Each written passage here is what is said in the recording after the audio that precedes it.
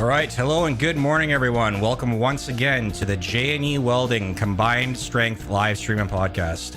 I'm your host, Shane Sutcliffe, and I'm joined today by my co-host, Shalon Nowakowski, along with our special guest, Max Ceron from the Canadian Welding Bureau Association, or the CWB Association for short.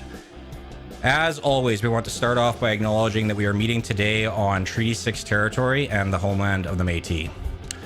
Our show today will include a handful of project updates from the past month, a few industry news updates from our partners at SIMSA, as well as some updates around what's going on in the province. And finally, we'll be having a discussion with Max and getting to know him a little bit better and what he does at the CWB Association and what the group does. Before we begin, though, I would like to pass it over to Shalon to go through a quick safety moment with us. Shalon, if you would. Sure thing. Thanks, Shane. So we've come through a lot of warm summer weather, which comes with humidity and precipitation and storms specifically. So let's do a quick 30-second safety share on lightning strike. If you can hear thunder, you are close enough to be struck by lightning. So if you hear that thunder, you should find shelter right away. If you can't be indoors, hop in your vehicle and stay there. You should stay indoors at least 30 minutes after you hear that last rumble of thunder, just to ensure that all is safe to come out and you can continue enjoying that summer weather. Awesome. Thanks, Sean. That's super relevant for this time of year, especially given how many people spend their time at the lake or out in areas where thunder and lightning can be a real danger. That's a good point. All right. With that, we're going to move on to some project updates. And just give me a second here. I'm just going to make sure I get this all sorted as far as the layout goes. Shalon will get you sharing your screen. Yeah, there you go. All right. So we have a few updates here from what's been going on through our shop for the last month. And we're going to start off, first of all, with these Vote Genesee stacks that you see in the picture here. For those listening in, this is very similar to a project we highlighted in our inaugural episode. In essence, these are, again, just an exhaust stack, so nothing too crazy about that. It's basically a giant, large tube. For those that can see the pictures, you can see that these ones have a fair bit of stiffening and a fair bit of work that goes into them in terms of making sure that they are structurally sound and that they're going to do what they do. These ones are being built for deployment to the Genesee generating station near Warburg, Alberta. And what we're doing here is we are helping with the repowering process of units number 1 and 2. And what they're doing with those ones is they are switching over from a combination coal and natural gas burner system to a straight natural gas system in order to help with emissions and to meet climate change targets. And during that operation, they're also upgrading to what's called a combined cycle operation. So traditionally, a combustion burners type generation plant like this uses fuel gas to create combustion and drive a turbine. That turbine has to be cooled some way to keep it operating. And that water that's used for cooling typically would just turn into steam and be vented to atmosphere, and that energy is lost. These combined cycle operations take advantage of that secondary process by capturing that steam and using it to drive a secondary turbine. So effectively using energy that would otherwise just be dumped into the air to now generate additional power for the plant. So not only are they increasing their efficiency in terms of their output, they're also managing to reduce their emissions at the same time with this. So in terms of what we're doing in this one, again, like I said, we highlighted this or the other stacks in our first episode. It's very similar in terms of fabrication challenges, very tall, very long sections, not a lot of stiffness to them. And everything has to be modular and basically plug and play when it gets on site. So there's a lot of pressure on our team and our people to make sure that we maintain dimensional tolerances as well as manufacturing requirements and hit all the dimensional needs. These ones, there's 2 sub-assemblies when this is all done. There's a lower assembly and an upper. The lower assembly will be over 110 feet when it's fully put together. So I'm not sure exactly in these pictures which pieces are which, but I know that the one on the right is part of the lower assembly. And the upper assembly will be around 80 feet. So for a combined total of almost 200 feet when this thing stood up on site. So it should be a pretty impressive view. I think we've seen some pictures of the other ones that were installed. We don't have any to share, unfortunately, right now, but we've seen some photos from the site, and it's an impressive site, to say the least. Absolutely. Mm-hmm. And just looking at these here, too, like all the markups, you can see how much quality has to go into these, too, hey?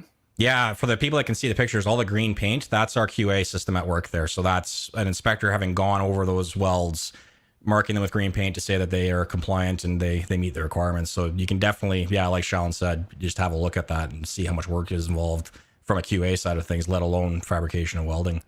Absolutely. So these ones are progressing along. This shot was from, I believe this was early July, wasn't it, Sean, when you and I got these photos? Yeah, I believe so. Yeah. Yeah, so the last sub-assembly is going on to the lower stack as of last week, so that operation has already occurred.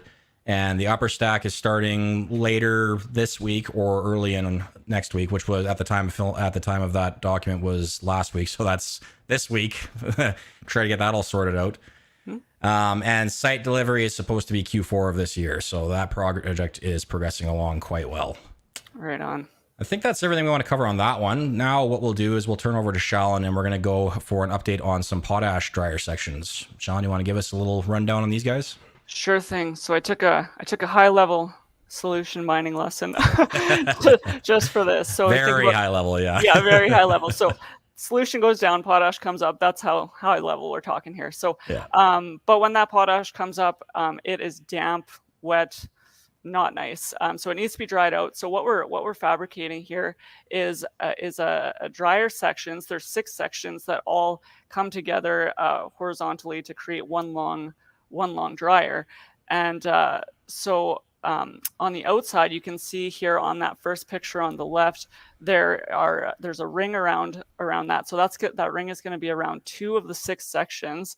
And on top of that ring, there's going to be bumper plates installed and then a ring on top of those. And that ring is actually going to be considered to be floating because it's not welded in place. It's held in place by those bumper plates on either end. So then there's a tire that goes around those. And so on the 2 of the 6, that is what's actually going to rotate the entire dryer as it's built and as it's put together in all those sections. And then on the inside, you can see here, there's a couple of different internals that are going into this. And so from the inside, there's all these lifters, much like your clothes dryer at home, that you've got those lifters in there that rotate and pick up the clothes so that they're not all just sitting at the bottom. So we've got these lifters and they're all different shapes, and that helps the potash actually progress through the dryer. It goes in one end, progresses through, and goes through kind of different processes. Obviously, there's the spiral to push it forward, and then those other lifters to kind of pick it up and break it up to get it through the dryer to where it's discharged then. And all the while, heat is pumping through the dryer as well. And so I guess a cool thing about creating these dryers in sections is that if there's wear and breakdown and erosion in certain places, you can actually just replace those sections as opposed to the whole unit, definitely saving on maintenance costs and downtime. So that's a little bit about those dryer sections that we got going on right now.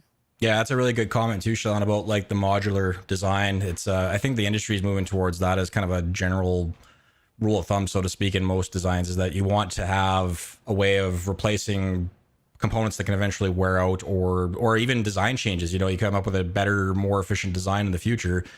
Instead of having to rebuild an entire dryer, we're just replacing that one section. Yeah, and I think, absolutely, if I'm not mistaken too, we've built multiple of these. Actually, I think we've done them in alloys too, haven't we? Yeah, sorry. There was another photo I wanted to share here. Mm-hmm. Give me 1 second and I'll move it over to my screen.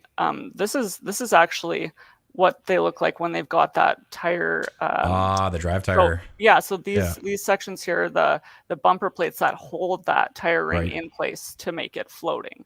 So for the folks that are just listening, when we say tire, that's probably giving you a bit of a wrong image here. It's not a rubber tire by any means. It's a giant steel band, as these things are, you know, a little too heavy for a rubber tire. Plus, like you were saying, they're basically being heated to, I can't even imagine what the temperature is. So rubber probably wouldn't be the best pick of a product for that application. So yeah, that's really cool, Shell. And that's thanks for that update. Yeah, for sure. Awesome. All right. And then I'm going to come back to me real quickly here. We're going to do another update on an ongoing project that we've highlighted a couple of times here. Don't have a lot of pictures, so it's more just kind of a status update and a little bit of a description. This is our UAN piping replacement project for our partners at Nutrien with their Clavette distribution terminal. The photograph that I've got here in front of us is a couple of our guys on the site doing some of the installation of the new piping. So where we're at with this one is we have completed shop fabrication, 100%. Every spool that we built in the shop that could be hydro tested in the shop has been, and everything is on site now, progressing well. We've got, I believe, last time I was out there, probably around 90% of the demolition complete. We had a little bit of a schedule change that we had to accommodate, just given some weather. We had to reschedule some crane activities that were supposed to be at the start of the project, but the weather didn't play a game with us. So we've moved those to more of the middle phase of the project. And it's going well. As far as the work in this one goes, it's not an overly complicated piping project. We've definitely done more sophisticated piping projects in the past, but one thing that was highlighted of this was for the hydro tests. We did 2 tests to encompass all the spooling that was in this job. The second test was, by our QA department's count, the largest single pipe hydro we've done in history.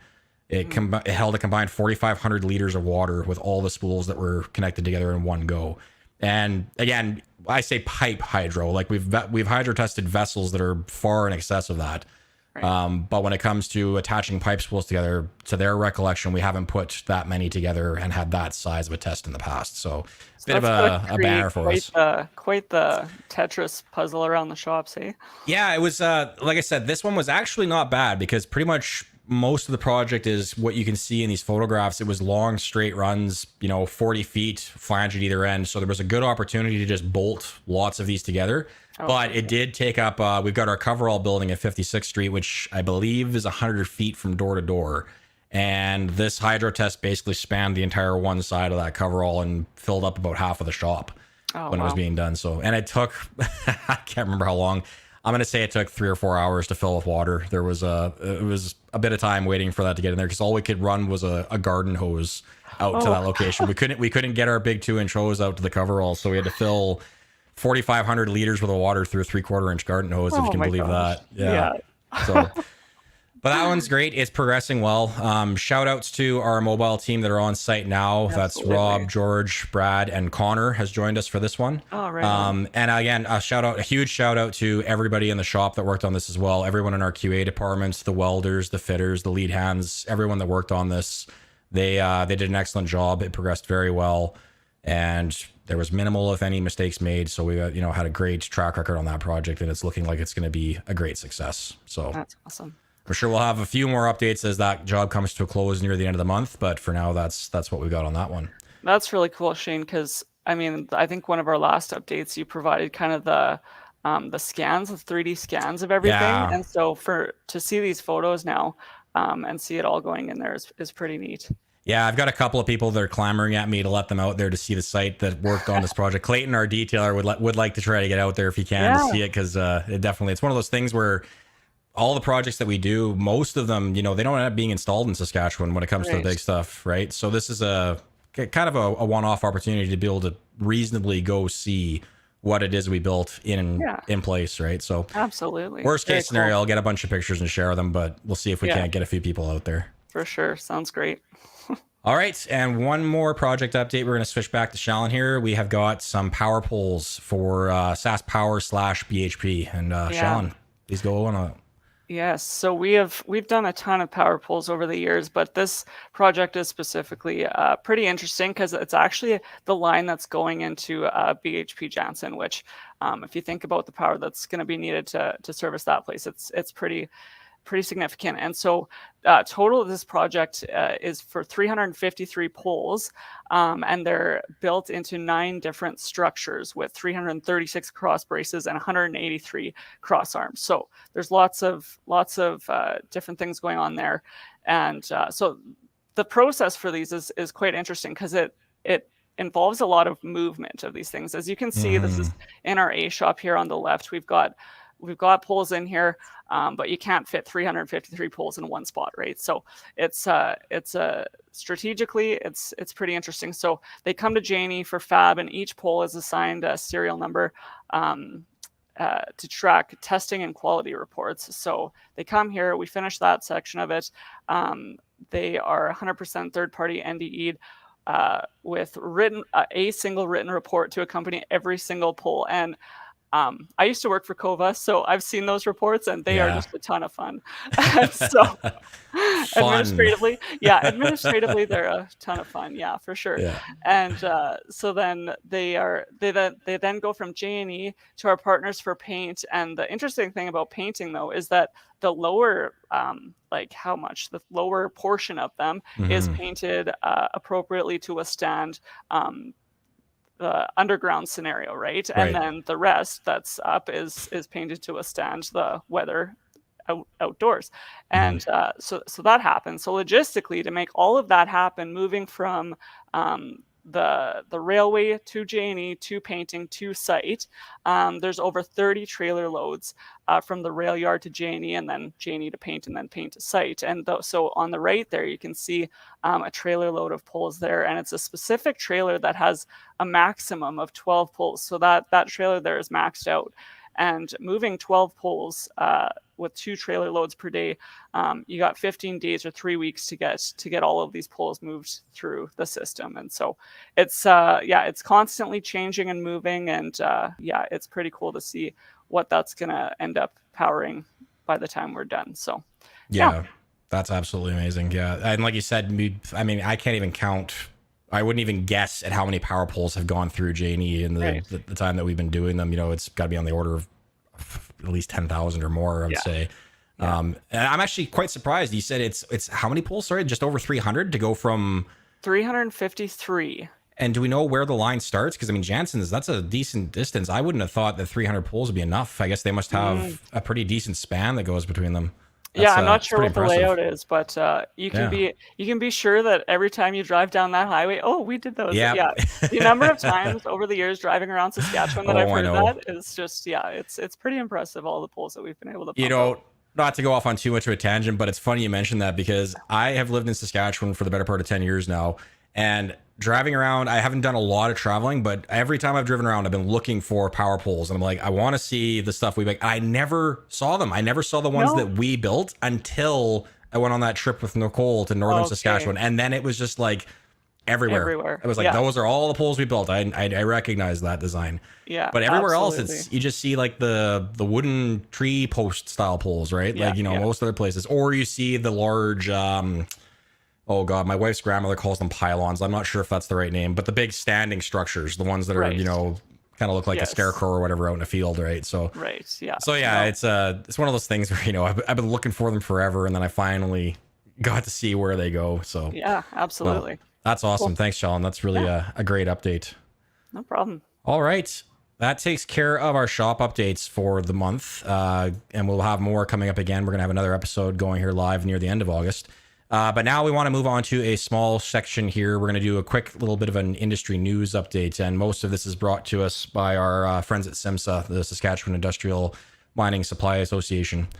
So first off, one that I'm sure lots of people have heard about is BHP forecasts Jansen production to start by 2026 rather than 2027.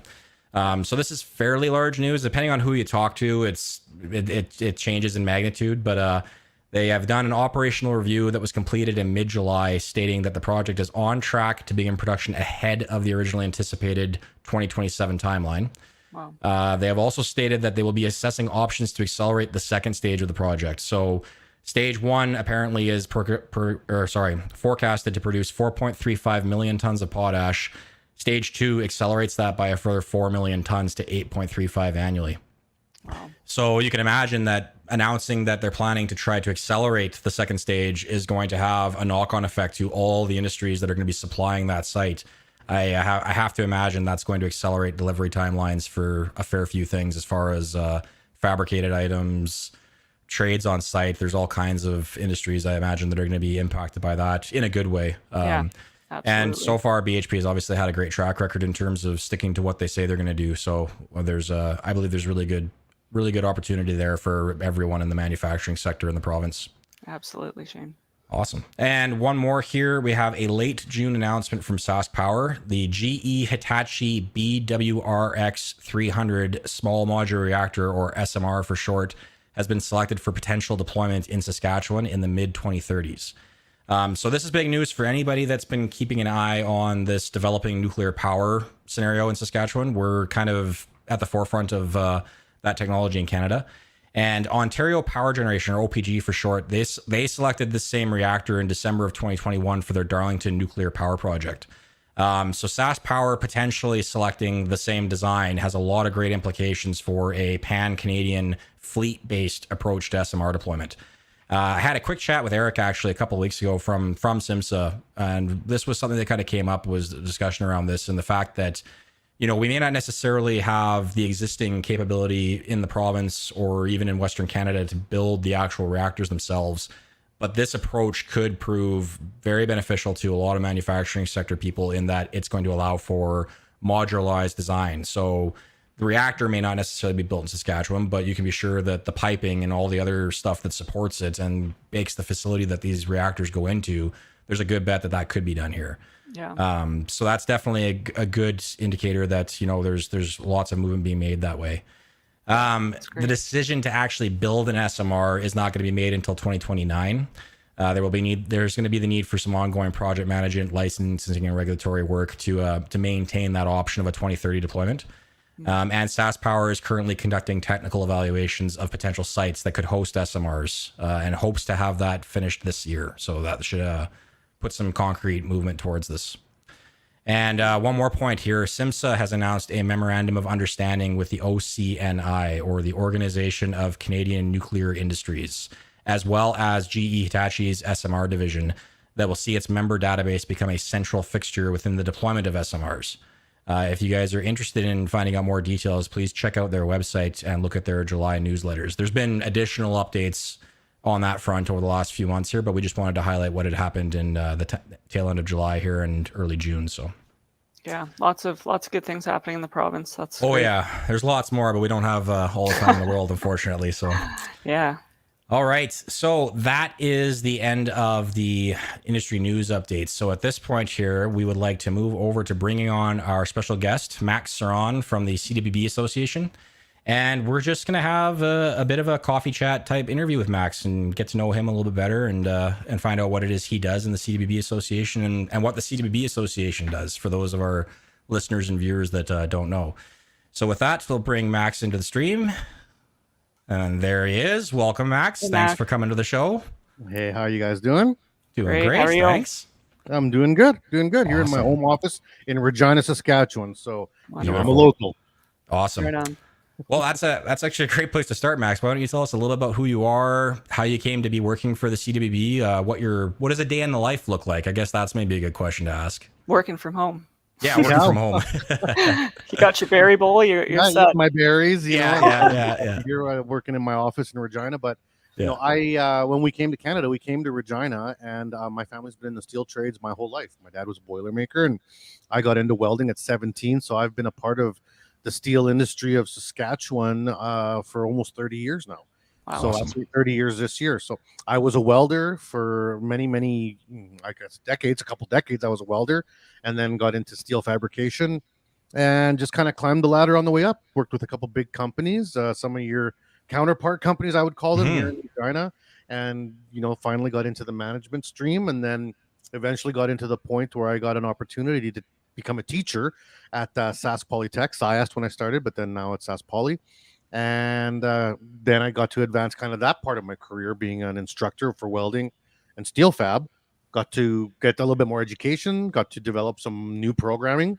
So it was a big part of getting the innovative manufacturing program up and running, which is a program offered only at the Sask Poly in Canada.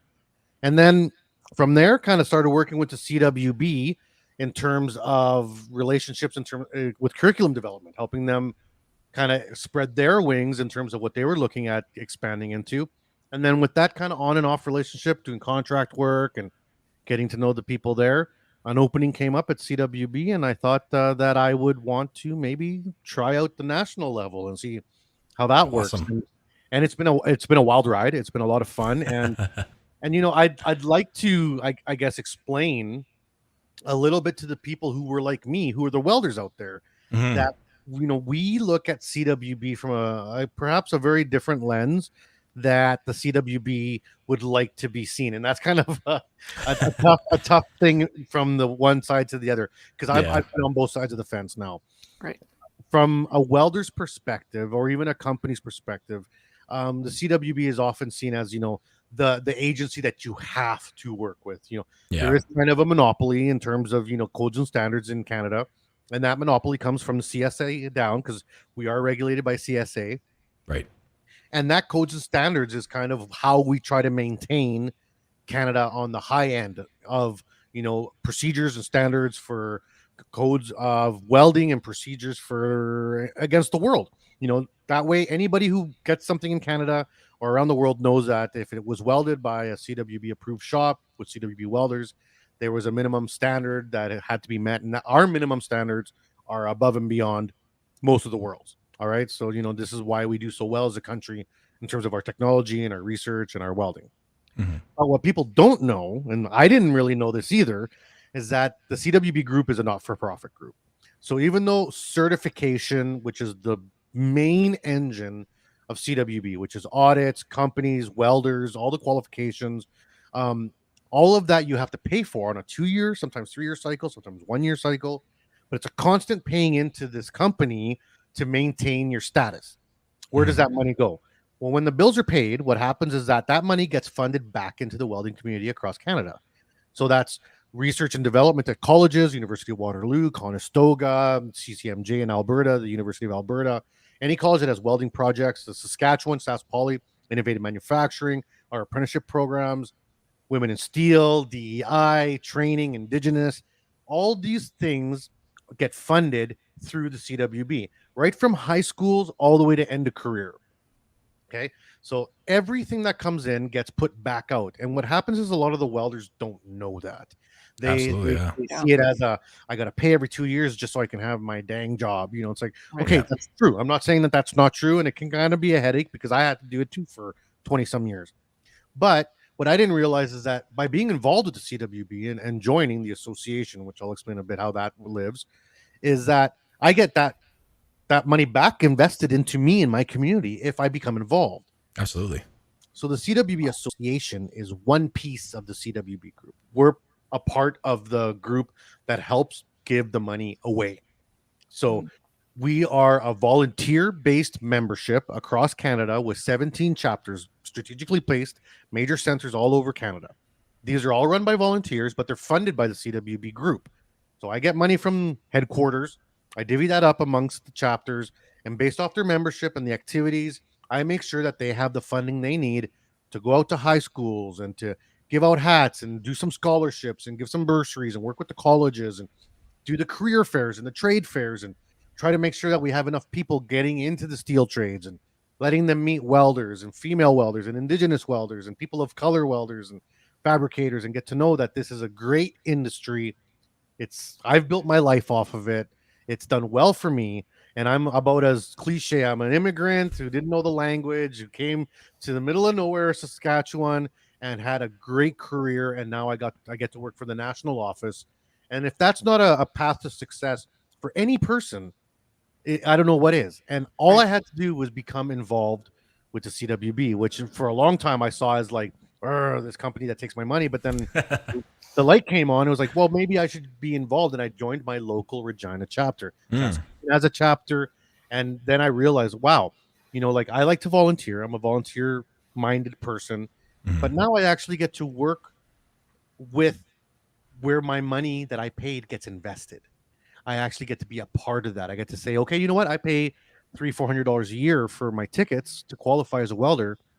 But then I get to give $1,000 to a high school once a year or twice a year, or I get to go drop off $600 of consumables, or the people that are a part of these memberships are just your local community people. So the girl that works at Air Liquide, they have 400 boxes of 7018 that are expired.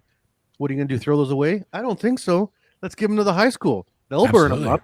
You know what I mean? And just those little connections save schools money, save people money, help connect people that may not have made those connections. That's my job now. I make sure that nationally all the dots are being connected and try to support the communities across Canada and make sure that everyone has what they need to try to get welders involved and let the welding community know that the money is not just being invested and put into somebody's pocket and they're living in Phoenix in some ranch. No, it's not like that. Because that is a thought, like, oh, welfare partying, or no, it's not like that. We literally we're a not-for-profit. We have very strict regulations about how we invest our money and how we use our money. And at the end of the day, we have to give it back to the community. And by being a part of the association, you get to have a say where that money goes. Oh, that's Cool. awesome. I rambled there. Sorry. Yeah, Oh so no, that's no, it's great. yeah, thank you so much for sharing that, Max. And Yeah. so you said for welders to get involved in their community, in their local chapter, what would that look like for a local welder to actually get involved? What's the process for that to So happen? basically, you go to the website, the cwbassociation.org website. You go to membership, and it says it's free. So it's membership's free, and we're one of the only free professional associations out there. And we're also one of the only professional associations for the trades. Lawyers have them, doctors have them, all these other. But in the trades, unless you're in a union, there is no standalone professional association for any trade other than welding. Yeah, that's a So really good point. that's something to take advantage of, right? For sure. So you go to the website, you sign up, and then it asks you which chapter do you want to join. You can join just as a non-affiliated chapter member. So just say I want to join, but I don't want to be a part of a chapter. I would recommend not doing that, because when you say I want to be a part of Saskatoon chapter, that little ding goes into my system and says Saskatoon gets a dink, a little bit more money, right? Because it's based off membership. So as members grow in any chapter, that changes my algorithm for paying them funding. So if you want to support, step one, join. It's free. You get a discounts. You get Mark's Work Warehouse, clothing, boots, safety boots, eyeglasses, discounted. Rental cars are cheap. Hotels are cheap. Flights are cheap. You get insurance packages for your boats, your quads, your skidoos, all that stuff. I come at it from the mind of a welder. What does a welder need? Welders work on site. We got to stay in hotels. Sometimes we got to rent a truck. Well, let's make that easy. Hotels are cheap. Vehicles are cheap. Sometimes I need insurance. Okay. Well, insurance is cheap. I want to start my own business. We have a sole proprietorship program just for people starting their own business. I want to become better at doing emails and learning. We have free training program for anyone, and this is all free. I want to be a welder. I want to move into management, but I suck at using PowerPoint. Here's a free PowerPoint course. It's all there. We try to cover it all. Once you join, you check off the box for the chapter.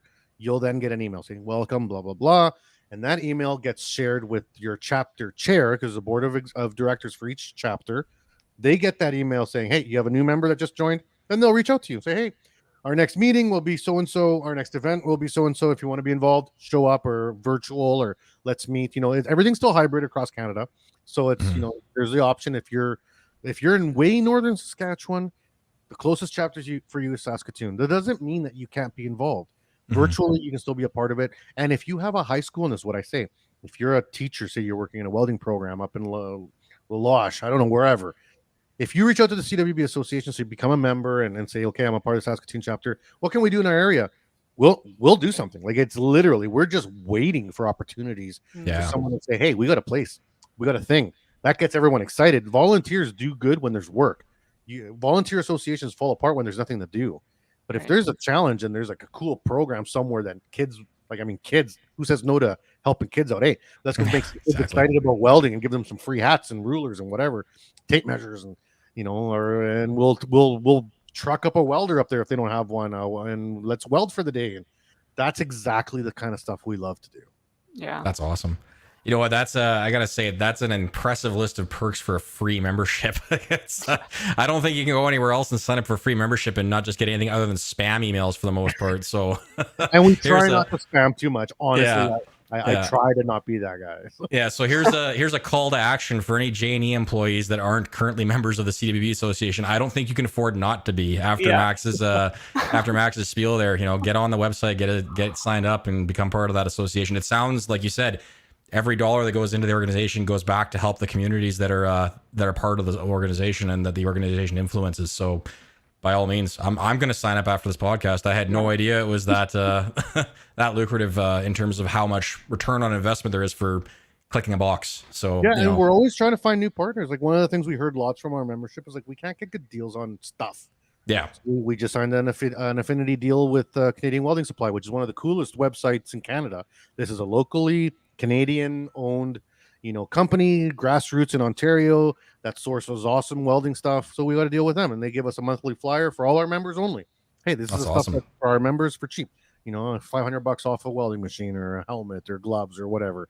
And we wait for the ideas to come in. It's about volunteerism. We need the volunteers to be active. They say, hey, we need this, we need that. Okay, cool. Let's see if we can make this happen in one way or another. And you guys are talking about your projects. I love I love, and I've worked in the mining industry in Saskatchewan. If you've been a welder for 20 years in Saskatchewan, you worked in the mining industry. Yeah. Yeah. Kind of how it works. And I was looking at kind of the scope of work you guys have coming up in terms of the nuclear projects that you were talking about, and that's a huge deal for us at CWB. So, the codes and standards.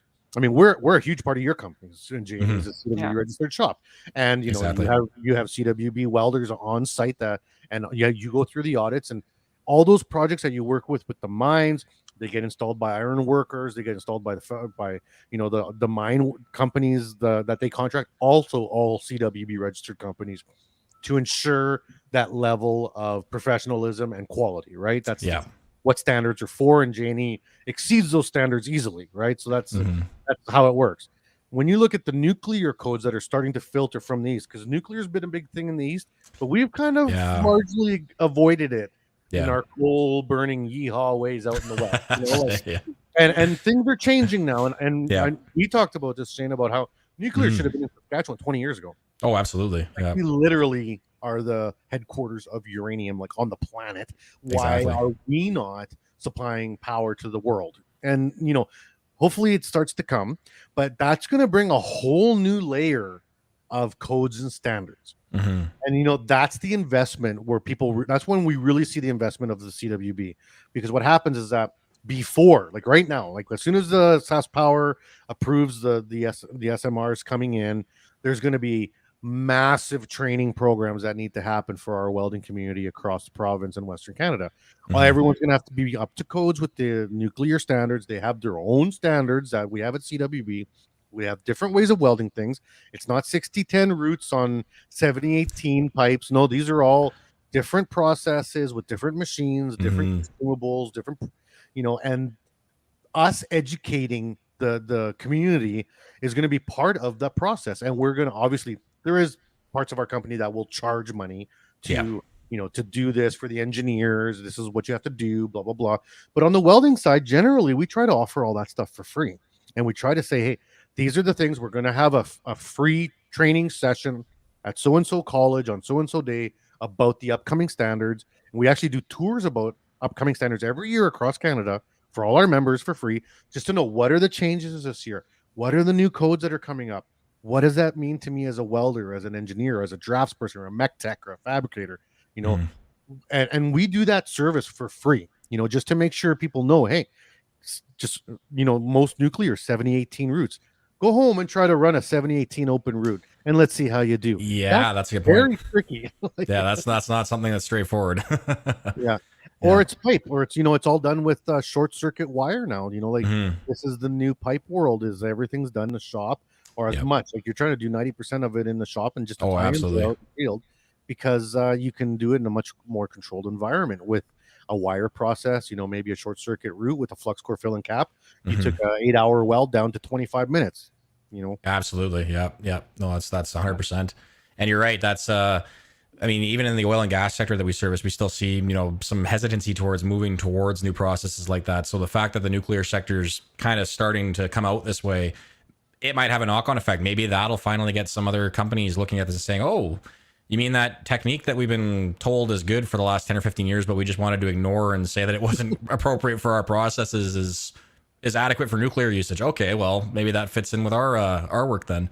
That's I think it's going to have some pretty big implications in terms of the welding and fabricating industry as a whole in Western Canada, and it's definitely going to be for the better, I think. I think so. I think what we're going to do in the West, and I'm going to be very Western minded here because I love the West. And, hopefully I don't get in trouble from my bosses, but I think that in the end, we are probably going to take a lot of that work from the East. And we're seeing large manufacturing companies growing, especially here in Saskatchewan. We have the space, we have the power, we have, we have the water, we have the only thing we're missing. And it's something I made in my notes when you guys were talking, and it's an issue for all of us, is the manpower. Exactly. What we're missing is the welders, the engineers, the people. And that is something that your team is working on, my team is working on, every team is working on. The mining associations, it comes up at all their meetings, is what are we going to do? We need not hundreds, but thousands of tradespersons in this province in the next few years. And if every single high school kid went to school tomorrow for trades, it wouldn't be enough. It wouldn't be enough. That's a stark realization. Yeah. Yeah. So actually, that was something I was going to ask you about, Max. You know, you and I kind of talked about that on your podcast, as far as the human component of this equation goes. What are you guys tapped into right now? What has the CWB got as far as feelers and ears and eyes and stuff like that on the human situation? We've been, and Shalon, correct me if I'm wrong, but I think we might still be looking to hire. Are we still we still have open positions? And we've been struggling. Like, you know, we hired, I think, 10 straight out of school pre-employment grads back in the start of June or the end of May, whenever that was. Other than that, we have been having a difficult time finding people to interview, even let alone hire into the organization. And it's common across all companies in Saskatchewan. Absolutely, we're not the only ones struggling with that. So you had mentioned a few things when we talked the other week there, Max, that CWB was kind of tapped into. As far as, I believe one of them that you mentioned too was the Ukrainian refugee situation. And you guys were kind of working on that. Can you elaborate a little bit on that for us and just kind of give us a bit of an update as to what you guys are working on and how that's progressing? Yeah, so we are a part of a number of projects, you know, and what we have a cradle to grave kind of mentality at CWB in terms of the welding cycle. So, you know, we want to help people get into welding when they're in grade 5, but then there's also the established welders around the world, and how do we bring them here and how do we help them? So as a not-for-profit, we have some rules, and we cannot be a recruiter. So we're not a recruiting company, which a lot of people wish we were. And we're actually trying to figure out ways how we can kind of mold ourselves into that realm without breaking the rules. Yeah, but find some loopholes. But as of right now, like, we can't say, hey, I got 10 people for you, hire them. We're not allowed to do that. But what we can do is we can make the processes easier. So there's a program called the WCCA, the Welder Canadian Competency Association website. It's welderassessment.org. And what it is it's a website that we have set up with recruitment agencies. So we tapped in to provincial recruitment agencies across Canada. We line them all up by province. We put them all into one website, and then we push this out to other countries. And it's in multiple languages. So as soon as the Ukrainian thing happened, like the invasion in the Ukraine, we immediately mobilized and created our website, and it's completely translatable in Ukraine now, in the Ukrainian language. So any Ukrainian can go to our website, click on it. It's a full Ukrainian language in both verbal and written, and it'll walk you through the process of where they're hiring in the Canada and what their process is for immigration. This is the immigration office. These are the documents you need. This is where you get them. This is how much it'll cost. And these are some funding agencies that can maybe even help you and pay for everything for you. So we're already seeing some of that. We work on some committees with the government directly to say, you know, if because this happens, if a private company goes to Ukraine and picks up 500 Ukrainians and brings them to Saskatchewan or Ontario or Quebec or wherever, and the CWB help them. Yes, we can help them with training. We can help them. We can get funds together from government, from independent sources, even industry. We have industry that says, hey, the CWB can do training courses. We do specialized cohorts of training. Okay, let's bring in 20 Ukrainians for this specific area, for this specific company, and we'll train you for that company and go. You know, and so we are trying to tackle this on every level. So from access to the country, once they land, then what? Then help them with training, help them with getting even, you know, PPE and equipment. We have sponsors for that. We have companies that help us with that. And then lining them up with companies to help those companies get a properly trained welder for them. And that's an immigration side. On the other side, for the local, because, you know, there's always that, hey, and this is, you know, why do we help other countries? We should be helping our own. Helping other countries does help our own. Okay, exactly. You know, absolutely. Like it's all together. It's all part of the same cycle. So for here, what we try to do is we just try making sure that the avenues for training are open. We try working with industry partners in Saskatchewan. We're working with, you know, hopefully we have a project coming up with JNE. Hopefully, you know, like it's just starting, but we're working with the government of Saskatchewan. We're working with Sask Poly on how to get, so, you know, identifying newcomers, women, you know, the Jensen, BHP Jensen, they're looking at hiring a huge number of women and Indigenous, huge. And so, like, where's this going to come from? Who's going to pay for this? And I'm not knocking any political agenda here, but the funding for schools and for trade programs isn't where I feel it should be. Absolutely. I feel that there's been a lot of push on schools to just pump the students out because industry needs them. But when you say pump the students out, you're creating shortcuts, and then industry isn't really happy with the students they get. And it's not the students' fault. The students are learning what we can in a period of time, and we cram as much, because I worked in the education system for years. We try to make the best welders we can, but with the time and the money that we have available, and that's just finite resources, right? And if the funding gets cut every year by our government for training provincially, then the quality of the welder that comes out is lower, and Absolutely. that affects the industry. And the industry says, well, these welders aren't good enough, or I had 10 interviews and only 2 of them were any good. And we hate hearing that. We hate that. So now that I work for the CWB, we're trying to cover those gaps. It's like, okay, it's not the school's fault, but let's work with the college. Okay, you guys have these great instructors and great programs. Can we maybe make an in-between program, just maybe 10 weeks, 12 weeks, a couple months, and we'll give them a little extra training specific to the codes and standards of what X company needs. So if X company is a manufacturing company, CWB will come in and we'll offer some training on running the brake press and the shear and the CNC plasma cutter table and these little things that manufacturing companies wish students knew how to do, but it's not a part of the standard curriculum. It was years ago, but it all got cut. Because there's just no time. Well, let's make time for this. Let's train it. Or if you're in the mining, what do you need? Well, you need your flux core all position. You need, maybe stainless tickets, maybe a little bit of B pressure, pressure line, maybe a pressure course. Like, we normally do pressure tickets in 2 weeks, and we have SATCC on board with our program, so we can get it ASME certified if you want, or API or whatever. CWB does not exclude other agencies. We work with other agencies. At the end of the day, it's all about Canadian industry and making our industry as strong as possible. So sometimes you have to share, right? Absolutely. That's phenomenal, Max. Yeah, I think we talked about it on your podcast again, like I said before, that there's been a disconnect between what the industry needs and what the training facilities have been offering for a number of years now. You and I talked about it. The curriculum that the students are learning today is the exact same curriculum I went through 15 plus years ago, and it hasn't adapted and changed for the way the manufacturing world has changed. And something like that, I think that really is the missing link here. Like that specialized program, you're not going to be, you're not looking for a master of one operation. You're looking for a jack of all trades that can float and fill multiple roles. In the manufacturing world today, anyways, the way things go, especially at JNE, like our processes for scheduling our workflow in the shops, we adapt on a daily basis. We change the focus of our efforts on a daily, sometimes an hourly basis in terms of tackling constraint. And to have employees that were trained up in multiple sectors, in, like you said, running equipment as like the press brake or shear or whatever, and that they can also fill roles such as, base level fitting or, maybe first or second year quality level welding.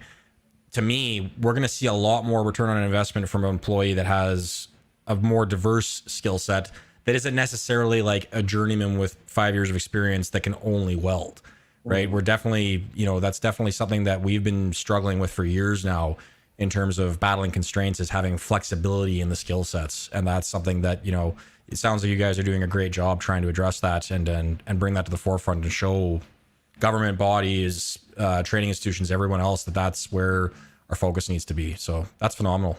Yeah, well, and I got to throw the shout out to Sask Poly and Saskatchewan, in terms of what they've done, because they are also on that thread. Like they developed the innovative manufacturing program, which is a fantastic program that is basically half engineering, half CAD CAM, half machining, half welding. Wow. There's a lot of halves in there, a lot of halves, exactly. So yeah.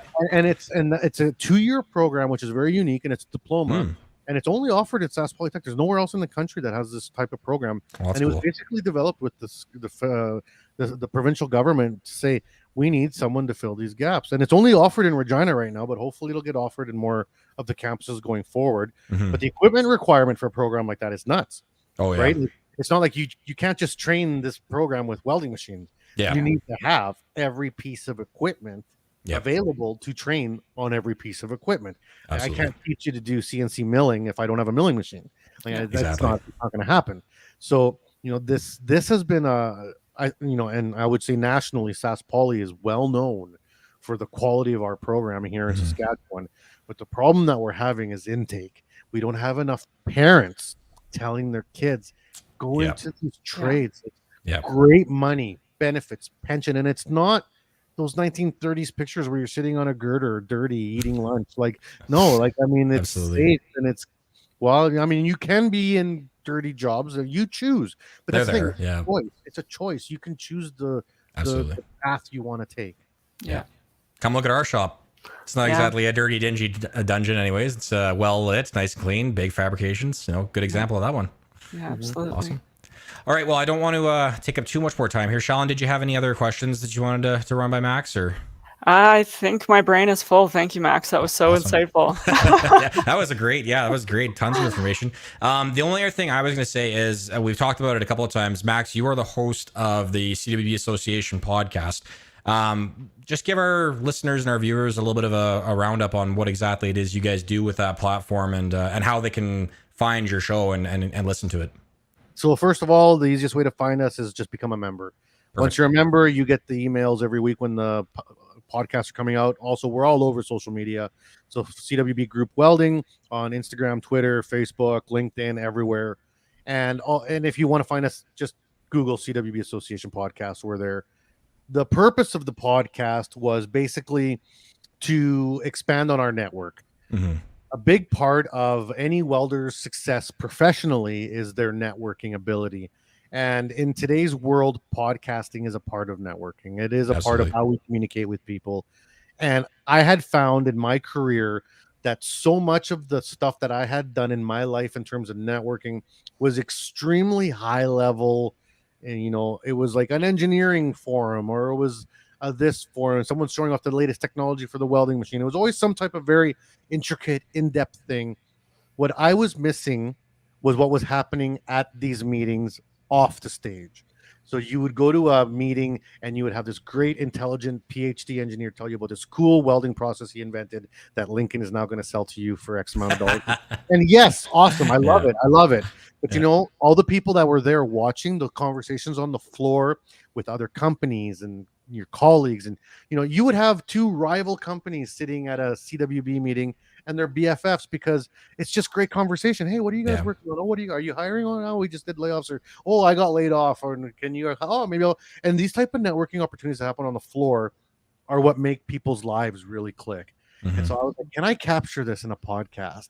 And so that was the driving motivators. Like, let's just interview people.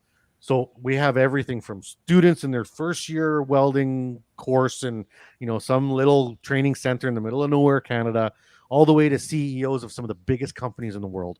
And we just talk to them, not about the products, not about how much money they made or, their Q4 earnings or none of that stuff. But why are you doing what you do? What happened in your life that led you down this path? Why are you selling welding machines? Why did you take a welding program? Why did you start your business? Why did you do this? And just let everybody know. Just let everybody know this is why, this is the connection, this is the conversation. Yeah, and if I'm an artist, some tips and tricks for being an artist, or if I'm a CEO of a billion-dollar company, well, you weren't always a CEO of a billion-dollar company. So for a 18-year-old kid that's listening and just getting into welding, plant the seed. How do they become a CEO of a billion-dollar company? Because everything starts from somewhere, right? And sometimes you just need to hear someone's story to get that inspiration, and that's what we try to do. And you've been on the podcast, it's just it's pretty casual. I just bounce things around, but we cover some deep topics, and that's what we're trying to do. So really cool. That's awesome. All right, well, thank you so much, Max. Appreciate your time, and if you're joining us on the show today and telling us a bit about what you do and what the CBB does, that's great. For everyone watching, that's going to be basically the end of our show at this point. I want to thank everyone for tuning in and listening and spending your time with us. Again, please give us a like on our social media platforms, LinkedIn, Facebook, YouTube. We're on all those platforms. Give us a follow. We're trying to grow this, like we've said a couple of times here. We want more people following, more people listening, so you can tune in and see the what's going on in our world and hear a little bit about what's going on in the province. Our next show, for everyone that's listening, is booked for August 24th at 12:30 p.m. CST. We will have Eric Anderson from SIMSA as another guest host on that one, and he'll be doing the same thing we did, except just in more depth as far as industry updates and some news goes. Awesome. Awesome. Well, again, thank you everyone for listening. I've been your host, Shane Sutcliffe, and I've had my co-host, Shella Nowakowski, with me, and Max Ceron, again from the CWB Association. And you've been listening to the Combined Strength Podcast. Thank you for watching, and we will catch you again next time. Have a great day.